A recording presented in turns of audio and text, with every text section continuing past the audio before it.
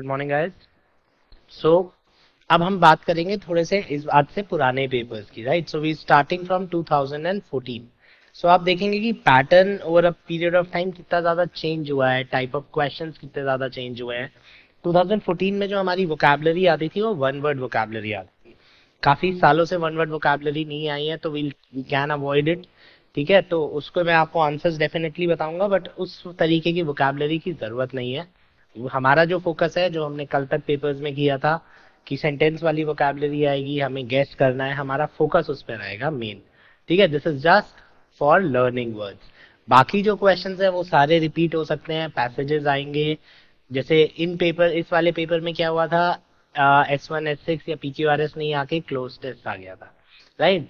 या sentence improvement आ गया था। तो ये चेंज होता रहता है, इसमें हम प्रिडिक्ट नहीं कर सकते कि अब आना बंद हो गया है, अब आता ही है, पिछली बार नहीं आया था, ऐसा कोई प्रिडिक्शन नहीं हो सकता। So that is one thing we would have to remember कि कुछ भी आ सकता है, right. So types of questions हमारे सारे कवर हो जाएं, इसलिए हम बाकी पेपर्स भी कर रहे हैं। चलिए गाइस स्टार्ट करते हैं। सो इस पेपर में we are starting with spotting errors. So spotting errors as we already said कि आपको ABCD चार पार्ट्स होते हैं। तीन पार्ट्स में क्या होता है, तीन पार्ट्स में आपका सेंटेंस लिखा होता है और चौथे पार्ट में नो एरर होती है। अब जैसे ही हम लोग सो चार पार्ट्स होते हैं, जैसे सॉरी, चार पार्ट्स होते हैं, ABC, इनमें तीन सेंटेंसेस होते हैं एंड नो एरर। अगर कोई गलती नहीं होगी तो D, नहीं तो 1 2 और 3। सो अब द जनरल सेड, अब इसके आगे अगर दैट लिखा होता तो ये क्वेश्चन हो जाता इनडायरेक्ट स्पीच का, एंड सबसे पहले हम इनडायरेक्ट स्पीच चेक करते हैं। बट डायरेक्ट स्पीच है, डायरेक्ट स्पीच की कभी गलती होती नहीं है। ठीक है, तो अब ये वो ऑर्डर दे रहा है, तो सोल्जर्स डू नॉट फायर, तब तक फायर मत करो जब तक मैं ऑर्डर ना दूं, until I give orders, right. So यहाँ पर आई विल गलत हो जाएगा, यहाँ पे विल की जगह क्या लगेगा, I, till I give the orders. So ये टेंस की गलती है, यहाँ पे विल इज नॉट रिक्वायर्ड। जब भी आप ऑर्डर देते हैं, अभी आप इस बात को समझिए, जब हम ऑर्डर देते हैं तो क्या होता है, हमारा फर्स्ट केवल वर्ब आता है। ठीक है, अब जैसे हम लोगों ने याद किया होगा कि प्ले का हिंदी होता है खेलना, लेकिन अगर मैं प्ले ही बोलूं केवल और मुझे हिंदी नहीं आती तो सामने वाले को क्या समझ में आएगा, सामने वाले को समझ में आएगा खेलो। तो जब भी हमारा सेंटेंस वर्ब से शुरू होता है, it is an order, order is for now, right. So do not fire till I give order, जब तक मैं ऑर्डर नहीं दूं तब तक आप लोग गोली नहीं चलाएंगे। ठीक है, तो this could have been future, but order है तो ऑर्डर है, तो it has to start with a है वर्ब, इसीलिए यहाँ पे आप देखेंगे छोटा सा कॉमा दिया हुआ है एग्जामिनर में, राइट। तो कॉमा का मतलब है कि हम अगला सेंटेंस शुरू करें। Soldiers do not fire, so order है इसलिए part C is wrong. Next question पे आते हैं। ये क्वेश्चंस हम बहुत बार कर चुके हैं, हमने अलग से भी एक सीरीज में करा था। वाई, बिकॉज ये बहुत ज्यादा पूछे जाते हैं। जब भी आप स्पॉटिंग एरर्स करेंगे, सबसे पहले हम लोगों ने सिंगुलर प्लूरल ही ढूंढना है। अगर चैप्टर का नाम बोलूं तो सब्जेक्ट वर्ब अग्रीमेंट की गलतियां ही देखनी है। दो हिंट्स होती हैं उसमें, एक तो जब हमारा वर्ब प्लूरल हो या वर्ब सिंगुलर हो, is, are, was, were, have, has लिखा हो, और अगर मेरे पास दो सब्जेक्ट्स हो। तो जब भी दो सब्जेक्ट्स होते हैं तो हमारा सब्जेक्ट वर्ब का क्वेश्चन हो जाता है। वो हमें देखना होता है कि फोकस किस पे है, फर्स्ट सब्जेक्ट पे या सेकंड सब्जेक्ट पे। तो नाइदर ऑफ द कैंडिडेट्स, हमारा फोकस है फर्स्ट सब्जेक्ट पे, ऑफ लग गया है, ऑफ आता है तो हमारा फोकस हमेशा किस पे होता है, इस पे। तो नाइदर सिंगुलर होता है, दोनों में से कोई नहीं, तो neither is a singular word. तो क्योंकि नाइदर सिंगुलर है, आर की जगह क्या लगना चाहिए था, इज लगना चाहिए था, राइट। तो इसलिए ये गलत है। तो जब भी दो सब्जेक्ट्स होंगे, आप फोकस देखेंगे किस पे फोकस है, नाइदर ऑफ द कैंडिडेट्स, दोनों में से कोई नहीं आया। हिंदी में भी हम ऐसे ही बोलते हैं, दोनों में से कोई नहीं आए नहीं बोलते, दोनों में से कोई नहीं आया। तो नाइदर के साथ हमारे को इज लगाना है, हम आर नहीं लगा सकते, राइट। नेक्स्ट क्वेश्चन पे आते हैं। This machine is more efficient than any other equipment in the workshop, right. So अब इसमें क्या डिफरेंस है, जब हम इसकी बात करते हैं एनी इक्विपमेंट और any other equipment, in the workshop इसमें दो तरीके की चीजें मुझे चेक करनी पड़ेगी। एक तो ये एक बहुत ही फिक्स काइंड ऑफ सॉरी ये बहुत ही फिक्स काइंड ऑफ एरर होती है जो हमें देखनी पड़ेगी कि ये सही लिखा हुआ है कि नहीं लिखा हुआ है। इसमें थोड़ी सी आसान गलती आ गई है क्योंकि इन्होंने इक्विपमेंट्स लिखा हुआ है। इक्विपमेंट्स नाउन है। जब भी आप नाउन चैप्टर पढ़ते हैं तो नाउन चैप्टर्स में there are 5 kinds of noun जो हमें याद करने पड़ते हैं। पहला नाउन होता है जो हमेशा प्लूरल होता है, जिसको आप सिंगुलर नहीं बना सकते। ठीक है। उसके बाद सेकेंड नाउन होता है जो लगता सिंगुलर प्लूरल है मगर होता सिंगुलर है, जिसके एंड में एस आ रहा होता है मगर वो सिंगुलर नाउन होता है। तीसरा होता है जो हमेशा मतलब बिना एस के लिखा जाता है लेकिन प्लूरल होता है। चौथा होता है अनकाउंटेबल नाउन्स। अनकाउंटेबल नाउन्स होते हैं जिनको हम गिन नहीं सकते।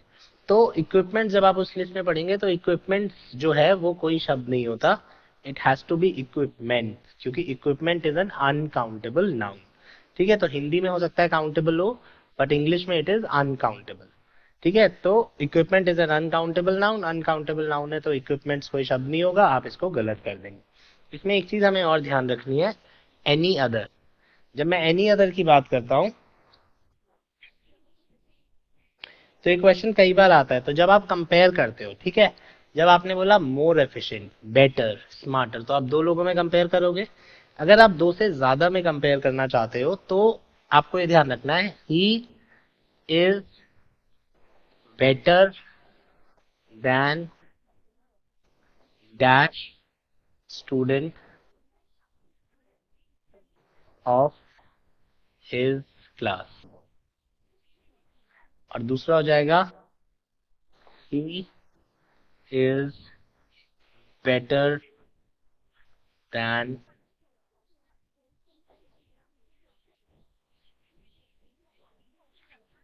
Dash student of his brothers class.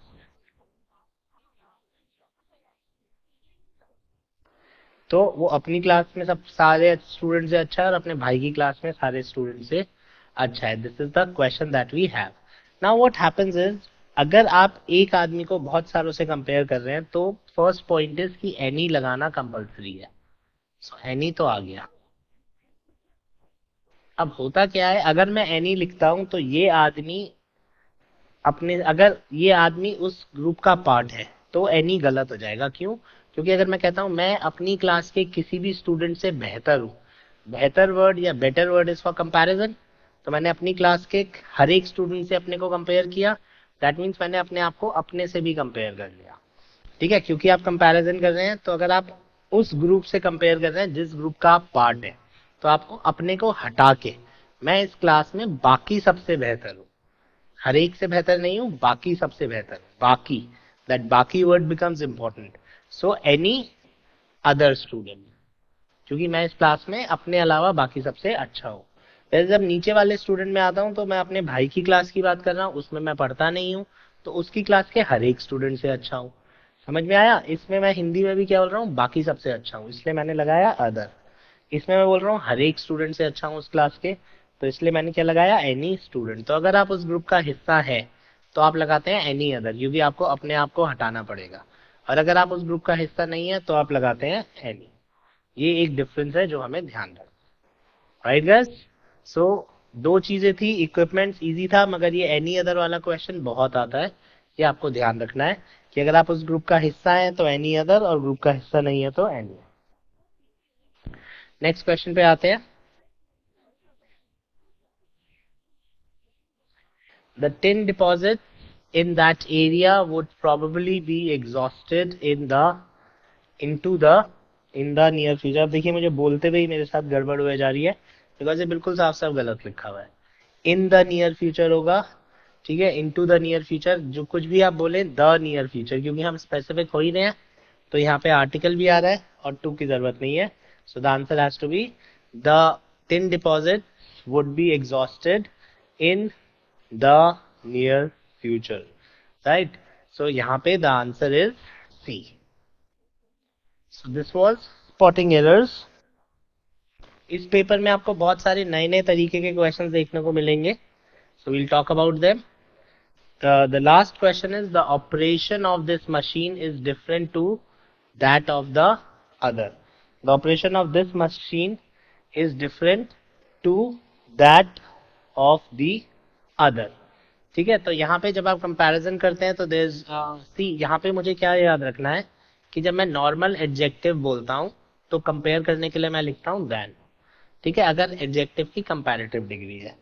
अगर कोई भी एडजेक्टिव जो आईओआर से खत्म हो रहा है या प्रेफर, तो मैं देन की जगह क्या लिखता हूँ, टू। ये एक बेसिक सा डिफरेंस है। जब आप एडजेक्टिव की बात करेंगे तो देन लगेगा, ठीक है, different than the others. So यहाँ पे यही पॉइंट गलत है। So the operation of this machine is different to the operation of the other, तो डिफरेंट। सो ये पोर्शन हमारा हो जाता है गलत। ठीक है, so these were the spotting errors. अब इसको हम बोलते हैं सेंटेंस इम्प्रूवमेंट। ये थोड़े टाइम से नहीं आया है, मगर ये फिल इन द ब्लैंक्स की तरह ही होता है। फिल इन द ब्लैंक्स आपके गलत नहीं होने चाहिए। आपको ऑप्शन देख के ये पता चल जाना चाहिए कि कौन से टॉपिक का पेपर है, कौन से टॉपिक का क्वेश्चन है, उसके हिसाब से आप सॉल्व करते हैं। तो sentence improvement fill in the blank से कैसे डिफरेंस होता है, क्योंकि इसमें एक आंसर यहाँ लिखा गया होता है। अगर ये आंसर ठीक है तो आपका आंसर होता है नो इम्प्रूवमेंट। अगर ये आंसर गलत है तो आप एबीसी में से देखिए। फिल इन द ब्लैंक्स में क्या होता है, इस ऑप्शन को यहाँ रख देगा, नो इम्प्रूवमेंट की जगह इज लिविंग लिखा हुआ होगा। तो एक ही बात है टेक्निकली, आप उसको सेंटेंस इम्प्रूवमेंट बोलिए या फिल इन द ब्लैंक्स बोलिए। फिल इन द ब्लैंक्स में सेंटेंस इम्प्रूवमेंट में क्या लिखा होता है, indicate 3 possible substitutes are given for the underlying part if one of them, that is ABC, is better। ठीक है, तो ये बहुत बेसिक सा डिफरेंस है स्पॉटिंग एरर्स और फिल इन द ब्लैंक्स में। स्पॉटिंग एरर्स में हमको गलती ढूंढनी होती है, ठीक है, हमारा सेंटेंस 100% गलत होता है। वेरएज जब हम फिल इन द ब्लैंक्स की बात करते हैं तो हो सकता है जो हमने बोला है वो भी सही हो, जो दूसरे वाले ने बोला है वो भी सही हो। ठीक है, हमारे को गलती ढूंढनी है, गलती नहीं ढूंढनी है, हमें बेटर आंसर लिखना है। तो ये एक मेजर डिफरेंस है between spotting errors and fill in the blanks. तो अब जब हम बात करते हैं इसकी, he is living, was living, has been living, had been living, ये है टेंसेस का क्वेश्चन। तो अब हमारे को उसने टेंसेस के बारे में पता किया है।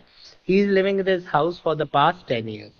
अब टेंसेस जब आपने पढ़े हैं तो ये तो बहुत इजी क्वेश्चन है टेंसेस का, बट यूजुअली आपको 12 टेंसेस होते हैं और 12 तरीके का टाइम होता है। आपको टाइम याद रखना है, दैट बिकम्स इंपॉर्टेंट कि कौन सा टेंस कौन से टाइम में यूज होता है। जैसे अगर मैं सिंपल प्रेजेंट की बात करता हूँ तो सिंपल प्रेजेंट यूज होता है जो काम रेगुलर एक्शन पे होता है, जो काम रेगुलरली होता है। ठीक है, दैट इज सिंपल प्रेजेंट। ठीक है, सिंपल पास्ट यूज होता है जो काम एक बार होके रुक जाता है या बंद हो जाता है, that is simple past, and that is how we work. So he is living in this house for the, so ये हो गया प्रेजेंट कंटिन्यूस, ये हो गया पास्ट कंटिन्यूस, ये हो गया प्रेजेंट परफेक्ट कंटिन्यूस, ये हो गया पास्ट परफेक्ट कंटिन्यूस। सो कंटिन्यूस और परफेक्ट कंटिन्यूस में सबसे बड़ा डिफरेंस क्या होता है कि कंटिन्यूस में टाइम नहीं लगता फॉरवर्ड सेंस वाला, और परफेक्ट कंटिन्यूस में टाइम लगता है फॉरवर्ड सेंस वाला। तो जब आपको कंटिन्यूस टेंस में टाइम लगाना होता है तो आप उसकी जगह परफेक्ट कंटिन्यूस लिखते हो। तो अब इसमें आगे टाइम लगा हुआ है, फॉरवर्ड सेंस आ गया, तो कंटिन्यूस तो हमारे आंसर्स हो नहीं सकते, तो ये तो गलत है और ये भी गलत है क्योंकि ये भी कंटिन्यूस है। अब परफेक्ट कंटिन्यूस होगा, तो ये पास्ट परफेक्ट कंटिन्यूस है, ये प्रेजेंट परफेक्ट कंटिन्यूस है। अगर आप देखिए वो अभी भी रह रहा है तो आपका आंसर क्या होगा, सी। पहले रह रहा था अब नहीं रह रहा तो आपका आंसर होगा डी। तो वो फॉर द पास्ट, ये मुझे हिंट देता है पिछले 10 साल। तो पास्ट लिखने का मतलब है क्या है कि वो अभी भी रह रहा है, पिछले 10 सालों से रह रहा है। तो इसलिए ये वाला गलत हो गया। So my answer is has been living. Time देख के मैंने 2 ऑप्शंस गलत किए, फिर उसके बाद मैंने प्रेजेंट ऑफ पास्ट देखा एंड उससे मैंने अपना क्वेश्चन सॉल्व किया। नेक्स्ट क्वेश्चन पे आते हैं। ये क्वेश्चन जो है ये अभी परसों हमने बात करी थी। This is a thing called non continuous verbs. So non continuous verbs आपको नॉन प्रोग्रेसिव वर्ब्स के नाम से भी मिल जाएगा, ये नॉन कंटिन्यूअस वर्ब्स के नाम से भी मिल जाएगा ये, इसको आपने ध्यान रखना है। सो जब मैं नॉन कंटिन्यूअस वर्ब्स की बात करता हूँ तो वो वर्ब्स होते हैं जो कंटिन्यूअस नहीं हो सकते, जिनके आगे आईएनजी नहीं लगता। इसका एक तरीका है क्या है कि मैं इसको रट के जाऊं, अराउंड 40-50 वर्ड्स रट लूं। दूसरा तरीका है कि मैं इसका लॉजिक समझ लूं। तो लॉजिक क्या होता है, लॉजिक इंग्लिश में होता है, ट्रांसलेशन से हमें फर्क नहीं पड़ेगा। अगर किसी भी सेंटेंस को मैं बिना आईएनजी लगाए सिंपल प्रेजेंट को अगर मैं अभी की बात कर पाऊं तो मैं उसमें आईएनजी नहीं लगाता। What I am trying to say here is कि अगर मैं आई एम प्लेइंग बोलता हूँ, आई एम प्लेइंग क्रिकेट, इसका क्या मतलब हुआ? मैं क्रिकेट खेल रहा हूँ। तो मैं कब क्रिकेट खेल रहा हूँ? अभी। और मैं बोलता हूँ आई प्ले क्रिकेट,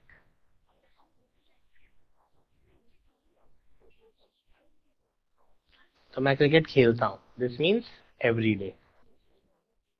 अब अगर कोई भी ऐसा तरीका होता कि मैं आई प्ले क्रिकेट को अभी के लिए इस्तेमाल कर पाता, तो प्लेइंग गलत हो जाता। बट ऐसा कोई तरीका है नहीं, इसलिए प्लेइंग ठीक है। बट इसी की जगह अगर मैं बात करता हूँ,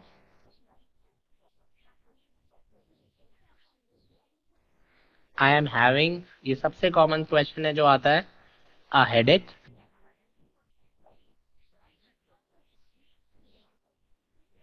आई हैव अ हेडेक। अब ideally I am having headache का क्या मतलब होता है? मेरे सर में दर्द हो रहा है। तो आपके सर में कब दर्द हो रहा है? आपके सर में अभी दर्द हो रहा है। तो आई एम हैविंग अ हेडेक कब की बात कर रहा है? अभी की बात कर रहा है, आपके सर में अभी दर्द हो रहा है। And I have a headache का क्या मतलब है? मेरे सर में दर्द है। तो मेरे सर में दर्द होता है तो हो गई, बट क्या मैं इसको अभी के लिए यूज कर सकता हूँ? तो मेरे सर में दर्द है, इसका क्या मीनिंग है? इसका मीनिंग है कि आपके सर में अभी दर्द है। सो अगर मैं इसको आई हैव अ हेडेक बोलता हूँ तो इसका मतलब भी नाउ हो सकता है, अभी की बात हो सकता है। तो जब मैं बिना आईएनजी के अभी की बात कर सकता हूँ, तो आईएनजी हमेशा गलत होता है, this is called non continuous. ठीक है, तो जब बिना आईएनजी के आप अभी की बात कर सकते हैं, तो आईएनजी आप गलत करेंगे, चाहे हिंदी में कितना भी ठीक हो ये। अब आ जाते हैं हम सेम इस क्वेश्चन में, I he is knowing the secret, वो अभी वो सीक्रेट जान रहा है। ही नोज द सीक्रेट, वो सीक्रेट अभी जानता है। तो मैं नोज को अभी के लिए यूज कर पा रहा हूँ, नोज को अभी के लिए यूज कर पा रहा हूँ, तो नोइंग गलत, सेम वॉज नोइंग गलत, ठीक है, और हैज बीन नोइंग, आईएनजी हो ही नहीं सकता, क्योंकि आप बिना आईएनजी के नोइंग बोल सकते हो या मीनिंग बना सकते हो। तो हमारा आंसर सिंपली क्या हो गया? He knows the secret, right. So he knows the secret. So ये हो गया हमारा next question, this is non continuous verbs. Third question पे आते हैं, the meeting has been put off to Friday next. Now this is a question of phrasal verb. Put off मतलब ये हमें देखना पड़ेगा, तो पुट आउट इज बुझा देना, पुट ऑन इज कपड़े पहनना, पुट ऑफ इज पोस्टपोन होना, ठीक है। और मीटिंग तो पोस्टपोन ही होगी, तो पुट ऑफ बिल्कुल ठीक वर्ड है, हमारा आंसर है no improvement. This is phrasal verbs, ठीक है। ये क्वेश्चन था काइंड ऑफ वोकैबुलरी आप इसको कह सकते हैं। तो इन क्वेश्चंस के साथ होता क्या है कि हमको लगता है हमें आते हैं, क्योंकि पुट का मतलब भी पता है, ऑफ का मतलब भी पता है, लेकिन फ्रेजल वर्ब इज समथिंग जो अपना मीनिंग चेंज करता है। जो उन्होंने लिखा हुआ है और जो आपको समझना है वो थोड़ा सा फर्क होगा। नेक्स्ट क्वेश्चन पे आते हैं guys. If you will come with me, I shall be happy. You guys will have to learn this. This is called if conditional. इसके बहुत क्वेश्चंस आते हैं, इसकी बहुत ज्यादा फ्रीक्वेंसी है। अगर हम if लगाते हैं, ठीक है, तो if के साथ कंडीशंस होती हैं कुछ। तो if के साथ अगर will है, ठीक है, तो if के साथ will होता ही नहीं है। if के साथ अगर प्रेजेंट टेंस है तो will या shall आता है। if के साथ अगर had है तो will have would have आता है। if के साथ अगर past है तो would आता है। तीन कंडीशंस हैं बस। if के साथ had प्लस थर्ड फॉर्म, आगे लगेगा would have लगेगा, could have लगेगा या should have लगेगा। अगर if के साथ सेकंड फॉर्म है तो आगे लगेगा would, could और should। और अगर if के साथ सिंपल प्रेजेंट है तो आगे लगेगा will, can, shall etc। ठीक है, तो अब यहाँ उसने shall लगा रखा है। if कंडीशनल है तो इधर क्या आना चाहिए? Simple present. उसने लिख दिया will come, तो will come की जगह क्या आना चाहिए था? come। तो अब मैं देखता हूँ इसमें से सिंपल प्रेजेंट कौन सा है? had come नहीं है। had come होता तो क्या इधर अगर would have होता तो आंसर क्या होता? had come। इधर अगर would होता तो आंसर क्या होता? came। बट इधर will है तो आंसर क्या होगा? कम। सो केवल तीन कंडीशंस होती हैं, ये हमें याद रखनी पड़ेंगी। These are called conditional sentences. If के साथ will होगा तो आगे आएगा would, ठीक है। इफ के साथ will नहीं होगा, इफ के साथ सिंपल प्रेजेंट होगा तो आगे आएगा shall, इफ के साथ past होगा तो आगे आएगा would, इफ के साथ हैड होगा तो आगे आएगा वुड हैव, राइट? तो this is something we guys will have to learn.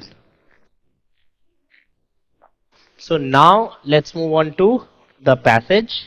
ठीक है, अब ये हमारा पैसेज है, पहले एक बार इसको पढ़ लेते हैं. अब जब भी आप पैसेज करेंगे, as I have already told you guys, जो इसके क्वेश्चंस के आंसर्स हैं, अगर आपको उसी पेज में मिले हुए हैं तो ठीक है, अगर पेज पलटना पड़ रहा है क्योंकि डिपेंड करता है आपको कौन सा सेट मिला है, तो आप क्वेश्चंस को यहाँ लिख लीजिए.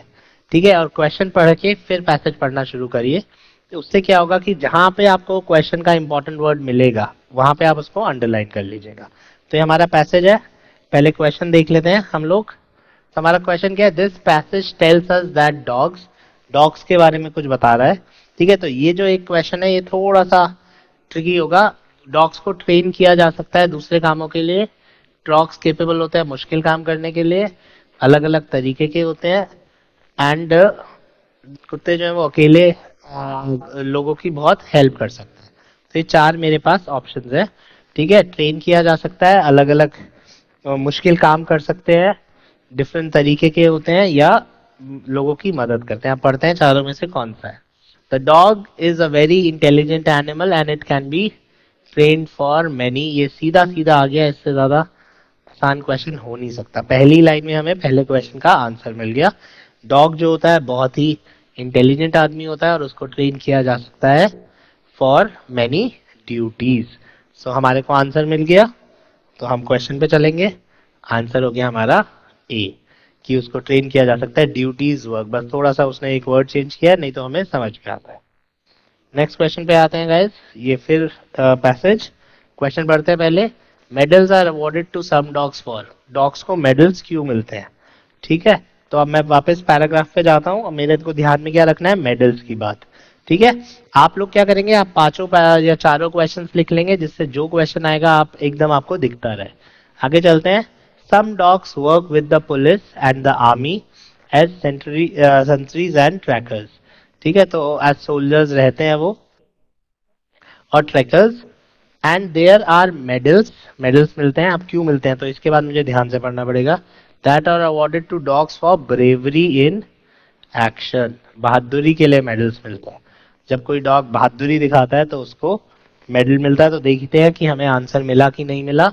There brave deeds, thinking with the police, working with the police, serving as sentries, being able to perform difficult words. तो बहुत आसान है. उनके मुश्किल काम के लिए उन्हें मेडल दिया जाता है. नेक्स्ट क्वेश्चन पे मूव करते हैं. So the passage implies that. ये मेरे को ध्यान रखना पड़ेगा. जब भी इम्प्लाइज करने की बात आती है तो यूजुअली क्या होता है कि पूरे के पूरे पैसेज का आंसर पढ़ना पड़ता है. तो इसलिए मेरे को आंसर्स पढ़ने पड़ेंगे. Only dogs are faithful but not man. Dog तो फेथफुल होते हैं मगर आदमी फेथफुल नहीं होता. अभी तक आदमी के बारे में बात हुई नहीं है इस पैसेज में, जहां तक हमने पढ़ा है. Man would have felt helpless without dogs. बिना डॉग्स के हम काम ना कर पाते. The dog has certain qualities that make it man's trustworthy companion. ठीक है, डॉग्स की कुछ ऐसी क्वालिटीज होती हैं जिससे कि वो मैन का एक ट्रस्टेड कंपेनियन, एक अच्छा दोस्त बन सकता है. And dogs can do almost anything. Dogs कुछ भी कर सकते हैं. तो इन चार में से हमें देखना पड़ेगा. तो लेट्स सी. हमने यहां तक पढ़ लिया था message. Other dogs act as seeing eyes for the blind. डॉग्स अंधे लोगों को चलने में मदद करते हैं. And some breeds are specially train for rescue work among mountains and snow. And कुछ ब्रीड्स को माउंटेन्स और बर्फ बर्फ में रेस्क्यू के लिए ट्रेन किया जाता है. Jobs like herding sheep and cattle and guarding homes are also done by them. तो शेपर्ड्स आपने सुना होगा, भेड़ चराना, गाय चराना. ठीक है, और घर को प्रोटेक्ट करना, घर की चौकीदारी करना भी उनके द्वारा किया जाता है. whenever man lives whenever man lives and works in the arctic circles, in the desert, in the jungle, in the moors or mountains, the dog is his faithful companion and help. Dog उसका एक अच्छा दोस्त बन के रहता है और उसकी मदद करता है. तो यही हमारा आंसर होना चाहिए, क्योंकि आदमी डॉग के लिए क्या करता है इसके बारे में कुछ बताया ही नहीं गया है. So a common mongrel may possess these qualities just as much as a bloodhound. Aristocratic एक वर्ड है जो आपको सिनोनियम्स में बहुत आता है. ठीक है, तो एरिस्टोक्रेटिक का मतलब होता है जो राजाओं की जो ब्लड लाइन होती है ना, जैसे मैं बोलता हूँ एरिस्टोक्रेट है, तो इसके जो पूर्वज थे वो राजा लोग रहे हुए। ठीक है, तो वो एरिस्टोक्रेट्स बोला जाता है। Aristocratic blood hound, blood is खून और हाउंड इज शिकारी। ठीक है, तो वो कह रहा है कि किसी भी कुत्ते में ये क्वालिटीज हो सकती हैं जो हमने ऊपर बात की है, चाहे वो एक नॉर्मल गली का कुत्ता हो या एक बहुत ही अच्छी ब्रीड वाला डॉग हो। तो चलते हैं आगे, देखते हैं अब। सो हमारे को इसका आंसर मिल गया। कुत्ते की कुछ क्वालिटीज होती हैं जो उसको आदमी का बहुत ट्रस्टेड कंपेनियन बना देता है। राइट, नेक्स्ट क्वेश्चन पे आते हैं। तो अब हमने पैसेज पूरा पढ़ ही लिया है। ये सी वही सेम आ गया। The phrase aristocratic blood hound in the passage means. So तो ब्लड हाउंड तो बेसिकली क्या हो गया, वो जो शिकारी कुत्तों की बात कर रहा है, मतलब थोड़े हाई अच्छे लोग ही। The dog kept by wealthy people, बिल्कुल एरिस्टोक्रेटिक अमीर लोगों की बात हो गई। और blood hound is for the dog, हो सकता है a pedigree dog, a dog found in found of blood, many, any big dog. No, so answer is, क्योंकि aristocratic has can not be for dogs. Aristocratic का मतलब होता है वो blood line जो किंग्स और उस तरफ से आ रही है। तो जो अमीर लोग रखते हैं कुत्ते, उनकी बात हो रही है। तो aristocratic blood hound is dogs kept by wealthy people. So this was our passage guys. ठीक है, अब ये एक ऐसी चीज है जो मैं चाहूंगा आप सब लोग ढंग से प्रैक्टिस करें। This is called a cloze test. Cloze test में होता क्या है, cloze test is also like a fill in the blank, but एक पैसेज के फॉर्म में आता है। तो कभी कभी हमारा आंसर जो होता है वो आगे पीछे हो जाता है। तो जब मैं क्लोज टेस्ट की बात करूंगा तो it is more like a passage, and हो सकता है हमारा क्वेश्चन थोड़ा सा आगे पीछे हो जाए। सो इसको ट्राई करते हैं। सो इसमें एक एक वर्ड इंपॉर्टेंट है, सब कुछ इंपॉर्टेंट है। अभी यहां तक उसने मुझे पैसेज नहीं दिया है, बट मुझे पढ़ना पड़ेगा जिससे कि मेरे को थोड़ा सा आइडिया लग जाए कि पैसेज है किस बारे में। सो एक बार पढ़ के देख लेते हैं इसे। ड्रॉपनी fight the critics. He had played through the Wimbledon fortnight and reached the final. तो ड्रॉपनी कोई टेनिस का प्लेयर होगा जिसको क्रिटिक्स होते हैं जो आपकी आलोचना करते हैं। तो ड्रॉपनी ने उनको झूठा साबित कर दिया। तो क्रिटिक्स ने बोला होगा कि भाई ड्रॉपनी तो जीतेगा नहीं या जीतेगी नहीं। लेकिन वो 15 दिन, फोर्टनाइट इज 15 डेज, ठीक है, और वो 15 दिन तक विंबलडन खेला या खेली, और क्योंकि पता नहीं चल रहा है लड़का है लड़की है, एंड वो फाइनल पहुंच गया। ही आगे हमें पता चल गया, तो ठीक है हम ही बोलेंगे इसके बाद। Could he win just one more match and take the crown, क्या वो एक मैच और जीत के चैंपियन बन सकता है। ठीक है, और would he fail again at the last test and justify those, तो या वो हार जाएगा आखिरी फाइनल्स में, and justify those who said that he lacked the little extra something that makes the champion, या वो हार जाएगा लास्ट पे और वो उन लोगों को सच साबित कर देगा जो कहते हैं कि इसमें वो थोड़ी सी वो वाली बात नहीं है कि ये चैंपियन बन पाए। ठीक है, his opponent was the Australian Ken Rosewall, इसका उसका ओपोनेंट कौन था, रोजवेल था। ठीक है, अब यहां तक का पैसेज हमें समझ में आ गया। ड्रॉपनी एक टेनिस प्लेयर है जो विंबलडन के फाइनल्स में पहुंचा है। लोग कह रहे हैं कि वो नहीं जीत सकता, कुछ लोगों का यह मानना है कि उसके अंदर वो चैंपियन बनने वाली बात नहीं है। राइट, और उसका चैंपियन है रूजवेल, उसका ओपोनेंट है रूजवेल। हमारा क्वेश्चन शुरू होता है। तो हमारा लास्ट लाइन था, यहां से हमारा क्वेश्चन चल रहा है। So opponent was the Australian Rosewall dash, यहाँ पे आप डैश मान लीजिए, जो डैश अब हमें आगे मिलेगा। Dash brilliant youngster and already a master, तो जो है ये बहुत अच्छा प्लेयर है।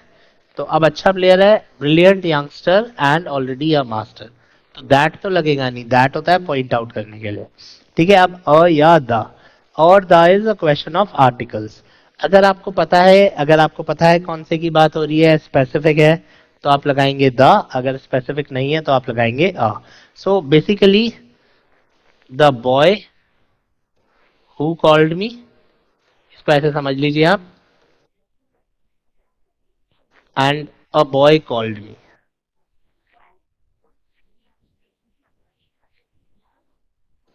So the boy who called me and a boy called me.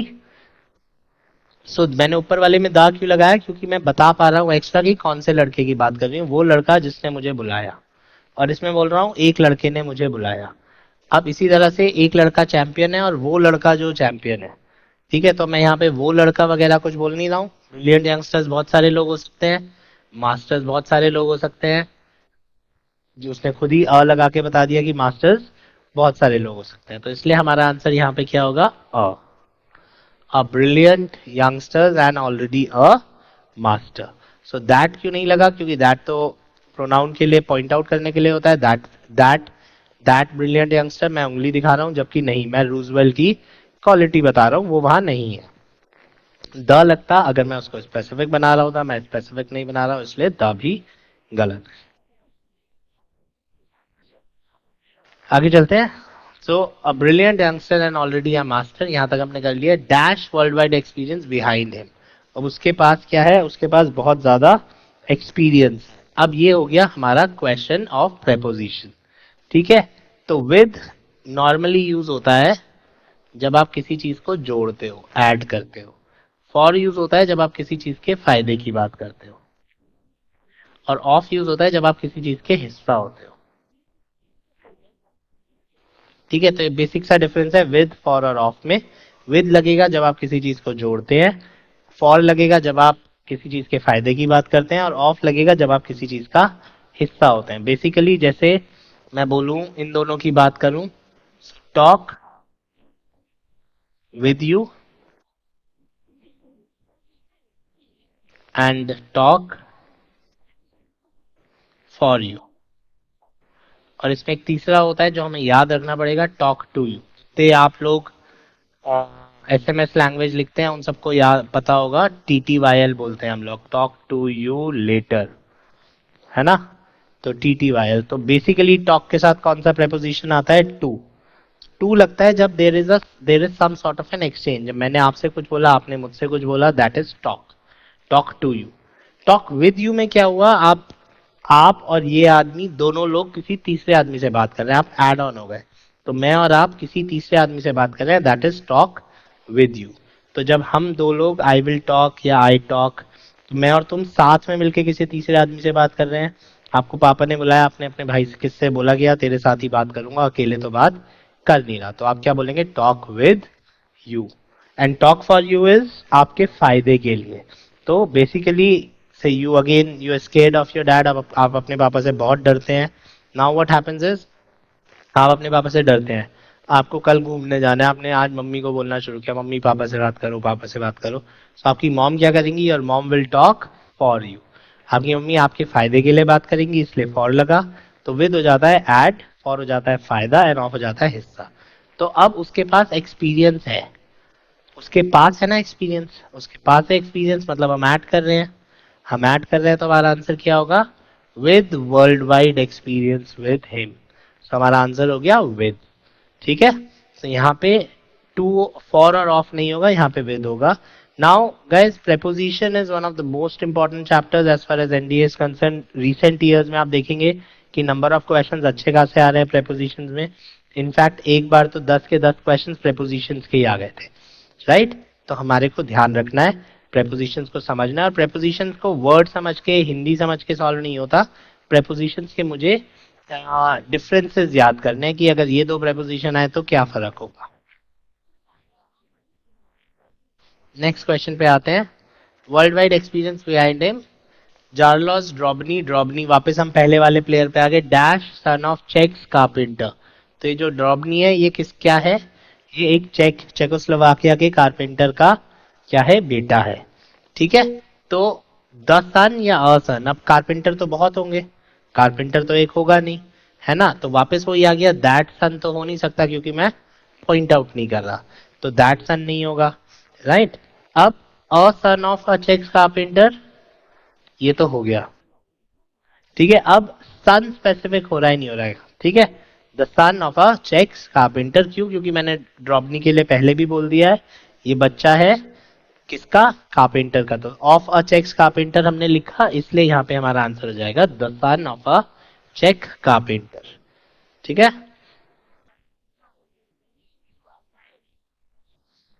Who, अब आगे देखिए, हु आ गया, और इजी हो गया हमारे लिए। हु लगाते ही मैंने क्या कर दिया, मैंने एडेड इन्फो दे दी, ठीक है, इसीलिए आपको ये ध्यान रखना बहुत जरूरी है एडेड कि आगे पीछे क्या लिखा हुआ है। अगर मैं यहाँ तक लिखता तो शायद कुछ बच्चे कंफ्यूज हो जाते कि यार आ जाएगा, क्योंकि कारपेंटर के तो बहुत सारे बच्चे हो सकते हैं, उनमें से एक बच्चा। आपका सोचना बिल्कुल ठीक है, लेकिन जैसे ही हम अगली लाइन पढ़ेंगे उसकी, उसमें लिखा है हु, तो कौन सा बच्चा? वो बच्चा। ठीक है, जैसे मैंने सबसे पहले लिखा था ना, a boy and a boy who, तो जैसे ये हु आया, उसने मेरे को सन को क्या बना दिया? स्पेसिफिक बना दिया, और हमने द लिख दिया। तो the son of a checks carpenter who dash started the boy, ठीक है, कारपेंटर ने क्या किया? Who dash started the boy of at the had was और हैज। अब आगे थोड़ा सा पढ़ना पड़ेगा। सी देखिए इसमें क्या होता है, हैज स्टार्टेड हो जाएगा जब हम इसको प्रेजेंट टेंस बोलेंगे, वॉज स्टार्टेड हो जाएगा पैसिव, और हैड स्टार्टेड हो जाएगा किसी चीज से पहले कर चुका था। तो वॉज तो गलत है, क्योंकि वॉज स्टार्टेड हो जाता पैसिव स्पीच। पैसिव स्पीच का मतलब क्या होता है कि उसको स्टार्ट किया गया, तो जबकि उसको स्टार्ट नहीं कर रहा है, वो स्टार्ट करा रहा है। अब हैव स्टार्टेड या हैज स्टार्टेड का मतलब होगा, जैसे मैं आपकी 8 बजे से 9 बजे तक क्लास लेता हूँ, अगर आप क्लास को अटेंड कर सकते हैं, 8:30 बजे हुआ, 8:45 बजे हुआ, आपने अपने दोस्त को फोन किया कि यार क्लास शुरू हो गई है, जल्दी से ज्वाइन कर, ठीक है, तो आप क्या बोलेंगे? The class has started. ठीक है, तो प्रेजेंट परफेक्ट कब यूज होता है? जब हम बात करते हैं किसी ऐसी चीज की जो पास्ट में हुई है मगर अभी उसकी रिक्वायरमेंट है, अभी आप उसको यूज कर सकते हैं, जबकि ये तो शुरू हो चुका है। और हैड स्टार्टेड होता है पास्ट टेंस, तो इसका आंसर हैड स्टार्टेड होगा, बट हमें एक लाइन आगे पढ़नी पड़ेगी। Who had started the boy of at the boy of at the age of 5, तो 5 साल की उम्र में उसने शुरू करा दिया था। करा दिया है नहीं ना, अब तो 20-22 साल का है, तो प्रेजेंट टेंस, प्रेजेंट में रिक्वायरमेंट हो नहीं सकती उसकी, तो हमारा आंसर क्या हो गया? हैड हो गया। ठीक है, तो who had started the boy at the age of 5। अब आगे चलते हैं, नेक्स्ट पॉइंट, एज ऑफ 5 उसने लिखा हुआ ही है, तो स्टेज ऑफ 5 नहीं हो सकता, करियर ऑफ 5 नहीं हो सकता, उम्र की बात हो रही है, तो 18 का आंसर क्या होगा? At the age of 5। I hope समझ में आ रहा है आपको। ठीक है, एक बार मैं जल्दी से एक बार जल्दी से करके देख लेते हैं, समझ लेते हैं इसको। तो हमने पहले ये पढ़ा, यहां से हमने ध्यान रखना शुरू किया, तो अब कैन रोजवेल की बात हो रही है। कैन रोजवेल कौन है? एक ब्रिलियंट यंगस्टर है, ये मैंने आपको बता दिया। क्यों अ लगेगा? हु लगता तो द लगता, क्योंकि एडेड इंफॉर्मेशन आ जाती। नेक्स्ट क्वेश्चन पे है, dash world wide experience behind him, उसके साथ था, तो with is always for adding, for is for फायदा, एंड ऑफ इज फॉर हिस्सा, सो विद। नेक्स्ट क्वेश्चन पे आते हैं, अब हम आ गए ड्रॉबनी। अगर हम इतना देखते तो शायद अ हो सकता था, तो अगर आप पूरा नहीं पढ़ेंगे तो आपका क्वेश्चन कई बार गलत हो सकता है इसमें, राइट, इसलिए हमको ये ध्यान रखना है। So Charles Drobny the son of a चेक carpenter who had started the boy of, अब यहाँ पे हैड क्यों आया? क्योंकि अगले अगले वाले पैसे सेंटेंस में क्या लिखा है? एज ऑफ 5, 5 साल की उम्र में शुरू कर दिया था। आई होप यहाँ तक क्लियर हो गया होगा, एज ऑफ 5। आगे चलते हैं, ठीक है, next question, 5 with a wooden bat in lieu dash a racket. So अब ये इन ल्यू हमें पता होना चाहिए कि क्या होता है, राइट। 5 साल की उम्र में शुरू कर दिया था, और उसने एक वुडन बैट दे दिया था रैकेट की जगह उसे, कि भाई अब कारपेंटर था, उसने लकड़ी का बैट बनाया, उसने कहा लो टेनिस खेलो, तो उसने एक वुडन बैट बना के उसको दे दिया था। ठीक है, तो ल्यू उसके बदले में, किसके बदले में? रैकेट के बदले में। तो यहाँ पे जो है this is more of a fix preposition, ठीक है, तो ल्यू के साथ हमेशा ऑफ आता है, there is a part which is called fix preposition, exchange तो हो नहीं रहा है, ठीक है। और फॉर इज मैंने क्या बताया? फायदा, तो रैकेट का फायदा भी नहीं हो रहा है, तो फॉर और टू आ नहीं सकते हैं, तो हमारे पास क्या बचा? ऑफ बचा। तो अगर आपको याद नहीं भी है तो भी आप इसको सॉल्व कर सकते हैं। टू हमने बात की थी, टू इज फॉर एक्सचेंज, आप मेरे को कुछ दे रहे हैं, मैं आपको ये पेन दे रहा हूँ, give I am giving the pen to you, तो उसने उसको रॉकेट रैकेट दिया, ऐसा तो नहीं लिखा हुआ है, तो इसलिए टू होगा नहीं। फॉर मैंने बताया, फॉर हमेशा किस लिए यूज होगा? फॉर बेनिफिट और गेन, किसी के फायदे के लिए, ठीक है, तो आपका फायदा हो रहा है तो दैट इज फॉर, फायदे की बात नहीं हो रही है यहाँ पे, वो बदले की बात कर रहा है, तो ऑप्शन तीसरा क्या बचता है हमारे पास? ऑफ, तो ऑफ हमारा आंसर बचाएगा। So lieu of a racket. So racket के बदले में उसने उसे एक वुडन बैट दे दिया। नेक्स्ट क्वेश्चन पे आते हैं। और रैकेट, ठीक है, went on dash famous centre court to at Wimbledon. ठीक है, तो अब क्या हुआ, वो जो है वो सेंटर कोर्ट पे गया। अब वेंट ऑन, अब ये अगेन जैसे वेंट ऑन का मतलब है एक जगह पहुंच गया। कहाँ पहुंच गया? Went on dash Delhi. इसको इजी कर लेते हैं, ये भी तो कोई जगह है ना। अब आप ऑप्शन देखिए। फॉर दिल्ली, दिल्ली के लिए गया, मतलब दिल्ली के फायदे के लिए गया, नहीं हो सकता। विद, मैं बार बार बता चुका हूँ, विद का मतलब होता है प्लस। दिल्ली के साथ भी जाता तो प्लस होता, तो दिल्ली के साथ भी नहीं गया और दिल्ली के फायदे के लिए भी नहीं गया। तो तीसरा क्या बचा? टू। जब हम मूवमेंट करते हैं तो आंसर टू ही लगता है, तो he went on to Delhi. ठीक है, तो यहाँ पे क्या आ जाएगा? Went on to the famous centre court at Wimbledon. यहाँ पे आप एक चीज थोड़ा सा ध्यान रखेंगे, जब हम टू लगाते हैं ना, तो एक ये पॉइंट है जो हमको ध्यान रखना है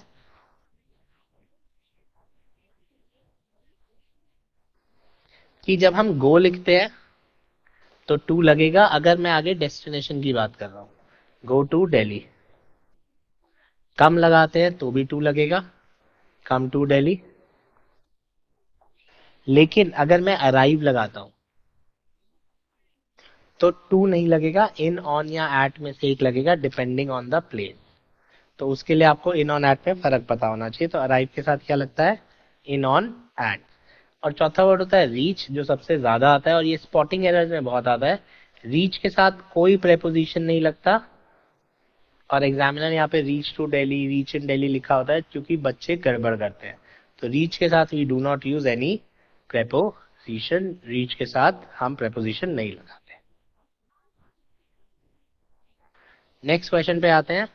ही went on to the famous centre court and Wimbledon dash day with. अब विद, अब देखिए कंप्लीट नहीं हो रहा है सेंटेंस, तो हमें आगे पढ़ना पड़ेगा।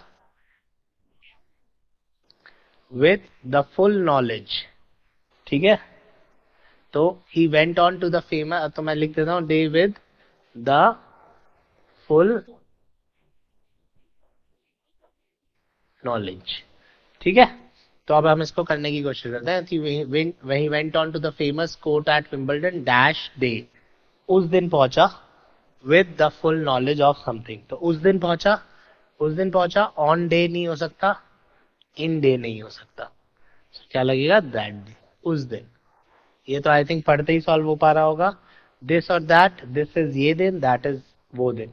तो जब हम पास्ट टेंस की बात करते हैं तो नॉर्मली दैट डे बोलते हैं।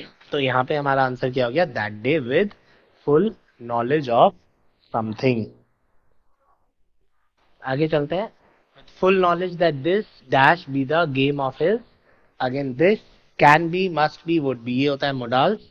एक मिनट में इसकी बात करते हैं, पहले आगे पढ़ लेते हैं। Game of his, game of his, अच्छा ये भी हमें करना पड़ेगा। गेम ऑफ हिज एज या गेम ऑफ हिज लाइफ या गेम ऑफ हिज डे। अब आप इसे देखेंगे तो ये बहुत इजी है, फिर भी पहले पीछे आ जाते हैं। तो अब जब मैं कैन, मस्ट और वुड की बात करता हूँ, तो ये तीनों फ्यूचर में लग सकते हैं। बहुत सारे बच्चे कहते हैं कि जो वुड होता है वो कैन, विल का पास्ट होता है, बट ऐसा कुछ नहीं है। जब हम फ्यूचर टेंस की बात करेंगे, अगर आपको विल और वुड में से एक लगाने को आ गया, तो विल बात होगा श्योरिटी का और वुड बात होगा इमेजिनेशन का। अगर मैं कहता हूँ कि जब मैं प्रेसिडेंट बनूंगा, when I would be the president, फिर उसकी जगह अगर मैं बोलता हूँ कि से फॉर एग्जांपल अभी कल ओथ टेकिंग सेरेमनी हुई है मिस्टर योगी की। सो इसको उस तरह से देखते हैं कि जितने भी सीएम कंटेस्टेंट्स थे, ठीक है, वो क्या बोलते हैं चुनाव से पहले? सब लोग बोलते हैं कि जब हम सीएम बनेंगे, when I would become the CM. जब कोई एक जना जीत गया और फाइनल हो गया कि कौन सीएम बनेगा, तो वो वुड की जगह क्या बोलेगा? When I will become the CM. So will कब बोला? जब आप जीत चुके हैं और डिसाइड हो गया है कि आप सीएम बनेंगे। वुड हम कब बोलते हैं? चुनाव से पहले। तो would is more of N imagination, ऐसा हो सकता है। ठीक है। मस्ट यूज होता है फॉर एडवाइस, थोड़ी सी फोर्सफुल एडवाइस। अब अगर मैं इसको हिंदी बोलूं तो शुड का मतलब होता है होना चाहिए। whereas must का मतलब होता है जरूर होना चाहिए, ठीक है। तो this is more of an advice, ऐसा होना चाहिए। और कैन यूज होता है फॉर एबिलिटी। यहाँ पे हिंदी की वजह से आप गलत मत करना, ठीक है। तो कैन इज फॉर एबिलिटी, आपकी क्षमता के लिए बात करता है। अब प्रॉब्लम क्या है, हमारे पास एक शब्द और होता है मे। मे का मतलब होता है पॉसिबिलिटी, ठीक है। तो may is possibility, can is ability. Problem क्या है कि हिंदी की जब मैं बात करूं तो पॉसिबिलिटी और एबिलिटी दोनों के लिए एक ही शब्द यूज हो सकता है, दैट इज सकता, ठीक है। ये हमारे को प्रॉब्लम करता है। अब फॉर एग्जाम्पल जब मैं बोलता हूं इट कैन रेन, क्या हिंदी क्या हुआ, बारिश हो सकती है। लेकिन बारिश हो सकती है, क्या मैं बारिश की एबिलिटी की बात कर रहा हूँ, या मैं बादल देख के बोल रहा हूँ यार बारिश हो सकती है, पॉसिबिलिटी की बात कर रहा हूँ। आपको ये ध्यान रखना है। तो हिंदी में तो हो सकता है, लेकिन इंग्लिश में कैन नहीं आएगा, क्योंकि आप बारिश की एबिलिटी की बात नहीं कर रहे हैं, आप बारिश की पॉसिबिलिटी की बात कर रहे हैं, बारिश हो सकती है। तो यहाँ पे हमारा इंग्लिश हिंदी की वजह से गड़बड़ होती है, और एग्जामिनर ऐसी चीजें ही लेके आता है। अब इसीलिए एग्जामिनर ने यहाँ पे मे नहीं दिया, क्योंकि मे दिया होता तो शायद कुछ बच्चे सही भी कर देते। तो उसको पूरी नॉलेज थी कि ये गेम उसकी लाइफ का सबसे बड़ा गेम हो सकता है, ठीक है। हो सकता है, वो एबिलिटी की बात कर रहा है कि पॉसिबिलिटी की बात कर रहा है, पॉसिबिलिटी की बात कर रहा है कि यार अगर मैं जीत गया तो ये मेरी लाइफ का सबसे बड़ा गेम होगा, है ना। तो he is talking about possibility. अब उसने कैन दिया, अगर आप हो सकता है सोच के कैन टिक कर दोगे तो आपका क्वेश्चन हो जाएगा एकदम से गलत। तो आपको कैन यूज नहीं करना है, ठीक है। हमको ये ध्यान रखना है कि we can not use can. Must सलाह तो दे नहीं रहा है आपकी उसका सबसे अच्छा, तो मे ऑप्शन है नहीं। अगर मे ऑप्शन होता तो मेरा आंसर मे होता। अब क्योंकि मे ऑप्शन नहीं है तो वुड हो जाएगा, क्योंकि वुड इज ऑल्सो इमेजिनेशन, ऐसा हो सकता है, ठीक है। वुड से ज्यादा पॉसिबिलिटी होती मे की। मे आंसर में नहीं है, हमें सबसे अच्छा आंसर पिक करना है, तो हम कौन सा आंसर पिक करेंगे, हम पिक करेंगे वुड। यहाँ पे ये क्वेश्चन इंपॉर्टेंट इसीलिए है क्योंकि आप हिंदी की वजह से गलत करो, ठीक है। तो आपको हिंदी की वजह से गलत नहीं करना। नेक्स्ट क्वेश्चन पे आते हैं, ये हमने कर ही लिया था, गेम ऑफ हिज। अब उसकी किसी चीज के लिए, उसकी एज के लिए सबसे बड़ा गेम, एज अभी तक उसने डिफाइन ही नहीं की है, उसका दिन नहीं उसकी जिंदगी का। तो ये क्वेश्चन तो हम सॉल्व कर ही लिया था, उसकी लाइफ का सबसे बड़ा गेम हो सकता है। He had kept on trying, उसने बहुत कोशिश की थी अभी तक, वो बार बार कोशिश करे जा रहा था। किस चीज की पता करते हैं, he had kept on trying and dash could keep on trying, ठीक है। तो वो कोशिश कर चुका था। अब ये प्रेपोजिशन, ये प्रोनाउन का क्वेश्चन हो गया, तो जो प्रोनाउन पहले लिखा होता है वही प्रोनाउन आएगा, ठीक है। तो अगर ये ही से कनेक्टेड है तो आंसर होगा ही, ठीक है। लेकिन अगर ये ज्ञान दे रहा है कि हर कोई कोशिश करता रह सकता है तो आंसर होगा वन। तो मुझे आगे वाला सेंटेंस पढ़ के वापस आना पड़ेगा। अगर आगे वाले सेंटेंस में कनेक्शन है, वो ये बता रहा है कि एक आदमी तब तक कोशिश कर सकता है जब तक कुछ ऐसा ना हो वैसा ना हो, तो आंसर होगा वन। अगर वो इसी आदमी की बात कर रहा है तो आंसर होगा ही। तो अगली लाइन पढ़ते हैं पहले, and one could but dash would become fewer and fewer. तो ये तो बात कर रहा है जनरल ज्ञान की, कि एक आदमी कोशिश करता रह सकता है, लेकिन क्या है कि चांसेस जो है कम होते जाएंगे बाय एज, ठीक है। तो वो अपनी बात नहीं कर रहा है इसलिए ही गलत हो गया, और तुम्हारी बात नहीं कर रहा है इसलिए यू गलत हो गया। इंग्लिश में क्या होता है आप ये समझ लीजिए, तीन सिंगुलर प्रोनाउंस होते हैं। अगर मैं इट को हटा दूं, he she and it, he she and one. अब हिंदी में जो हम सेक्स बताते हैं, हमारा सेक्स बताने का तरीका होता है वर्ब्स में, ठीक है। कुर्सी रखी हुई है या कुर्सी रखा हुआ है, तो मुझे डिसाइड करना है एज एन इंडियन कि भाई कुर्सी लड़का है कि लड़की है। आप कभी भी किसी अंग्रेज को हिंदी बोलते हुए देखना, उस बेचारे को यही नहीं पता चलता कि कुर्सी को वो लड़का बनाए कि लड़की बनाए, है ना। रहा है रही है में वो बहुत ज्यादा कंफ्यूज करते हैं। Why, because in English there is no sex in the verb. Verb में हम सेक्स नहीं बताते, हम सेक्स बताते हैं प्रोनाउंस में। तो चीजों के लिए वो इट बोल देगा, लड़कों के लिए ही बोल देगा, लड़कियों के लिए शी बोल देगा, राइट। सेम प्रॉब्लम यहाँ पे आती है। अब मान लीजिए मेरी क्लास में अभी जैसे 40 बच्चे बैठे हुए हैं, अब मैं कहता हूँ कि जो भी बात कर रहा है वो जा सकता है, तो इसका क्या मतलब होगा, लड़कियां कहेंगी हमें तो बोला नहीं, जा सकता है बोला तो केवल लड़कों को डांटा। अगर मैं बोलता हूँ जो भी बात कर रही हैं वो जा सकती है, तो अब लड़के बोलेंगे हमें नहीं बोला, लड़कियों को बोला, है ना। जबकि इंग्लिश में ऐसा नहीं है। अगर मैं सबको बोलना चाहता हूँ तो हिंदी में कोई तरीका नहीं है, या तो मैं लड़कों वाला प्रोनाउन यूज करूँ या लड़कों वाला जेंडर या लड़कियों वाला gender. Whereas in English we have this word one, one is for both. तो ऐसी जगह जहां मैं लड़का लड़की दोनों को एड्रेस कर रहा हूँ वहां पे मैं क्या शब्द यूज कर सकता हूँ, वन। अगर एक चाहे तो एक ऐसा करता रह सकता है। इसलिए यहाँ पे हमारा आंसर क्या आया, and one could keep on trying, और एक ट्राई करता रह सकता है। लास्ट आते हैं, could keep on trying but dash would become fewer and fewer. अब क्या चीज कम हो जाएंगी, गेम्स कम हो जाएंगे, मैचेस कम हो जाएंगे, या वो टोटल ज्ञान की बात कर रहा है? तो एक बार पढ़ के देखते हैं। गेम्स और मैचेस ऑलमोस्ट एक ही बात है, अपॉर्चुनिटीज एंड अपॉर्चुनिटीज। तो ये तो वो जनरल ज्ञान दे रहा था ना कि एक आदमी ट्राई कर सकता है, लेकिन अपॉर्चुनिटीज कम होती जाएंगी। वो मैच जीतने की अपॉर्चुनिटी हो, वो लाइफ की अपॉर्चुनिटी हो, वो कुछ भी हो। He knew that he had to gain an advantage from the start, and he had this young rival set off against him. So opportunity, ठीक है, opportunities. So this is how we solve a cloze test. अब आपने देखा कि अगली line पिछली line कितनी important हो जाती है, राइट? अगर आप नेक्स्ट लाइन नहीं पढ़ेंगे तो आपका क्वेश्चन गलत भी हो सकता है, प्रॉब्लम भी आ सकती है। This is what we need to remember. So cloze test को आप अच्छे से प्रैक्टिस कर लीजिएगा, एक दो क्लोज टेस्ट बहुत है, क्योंकि कुछ टाइम से आए नहीं है, बट डेफिनेटली दोबारा आ सकते हैं। ठीक है, तो ये आपको चेक करना है। फिर रिपीट कर दे रहा हूं, आपने अगली लाइन जरूर देखनी है, जैसे डैश, अब द फेमस सेंटर को डैश डे विद। ठीक है, तो यहां तक तो सॉल्व हो रहा था, लेकिन जैसे ही मैं इस पॉइंट के आगे आऊंगा, मैं केवल इस वाले पॉइंट से सॉल्व नहीं कर सकता। जैसे ये वाला हो गया हिज एज। अब हम बात कर रहे थे बार बार यंग ओपोनेंट की, तो हमें पता चल गया एज की बात हो रही है। इस क्वेश्चन पे आया, he had kept on trying and dash could keep on trying. अगर इसके आगे वो ज्ञान की बात नहीं कर रहा होता तो यहाँ पे आंसर हो जाता ही। तो इसलिए मुझे अगली एक दो लाइन पढ़नी जरूरी हो गई, जिससे मुझे पता चलेगा कि वो फिलॉसफी बोल रहा है, वो जनरल बोल रहा है, या वो इसी आदमी के बारे में बोल रहा है। तो वो हमें अगली लाइन से पढ़ के पता चला। हमें अगली लाइन से पढ़ के पता चला कि बट अपॉर्चुनिटीज जो है वो कम होती जाएंगी आदमियों की उसमें। तो इसलिए हमारा आंसर क्या हो गया, one could keep on trying. So this is how we solve cloze test. हमें आगे पीछे के क्वेश्चंस को ध्यान रखना पड़ता है। चलिए गाइस, थैंक यू।